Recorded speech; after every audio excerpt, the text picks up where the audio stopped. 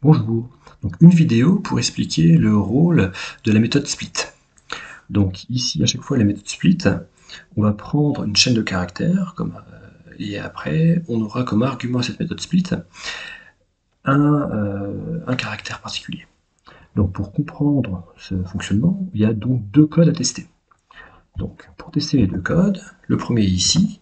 Donc si j'exécute, on voit que au niveau de la chaîne de caractères, on avait comme séparateur le point virgule, et ici, ma méthode split va permettre de transformer ma chaîne de caractères en liste, où chaque élément de ma liste va correspondre à chaque élément qui était séparé par des points-virgules. Donc ici, on avait des nombres séparés par des points-virgules. J'obtiens comme ça donc des chaînes de caractères comme éléments qui contiennent chaque nombre qui était séparé par des points-virgules. Si je fais pareil, non plus avec le point-virgule, mais avec le caractère E, ici ma chaîne de caractères étant être ou ne pas être, voilà la question. Donc si j'exécute, j'ai la même chose. C'est-à-dire que donc les E vont disparaître, puisque ils sont considérés comme séparateurs, ils sont supprimés. J'obtiens donc comme résultat une liste dans laquelle j'ai un ensemble, enfin chaque élément va correspondre à une chaîne de caractères, et donc ma phrase commençant à être, je prends le début jusqu'au E.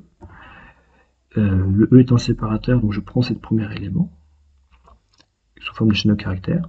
Ensuite, le E, c'est mon séparateur, donc ça disparaît. Je pars après jusqu'au.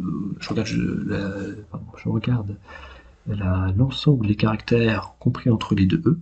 Donc j'ai un espace ou un espace N, et c'est bien ce que j'ai comme deuxième caractère, et ainsi de suite. On va comme ça pouvoir, sans prendre en compte les accents, obtenir la transformation de ma chaîne de caractères en une liste de chaînes de caractères. Voilà le rôle de la fonction split, qui permet donc de couper une chaîne de caractères en une liste de chaînes de caractères où je précise quel est mon séparateur. À bientôt.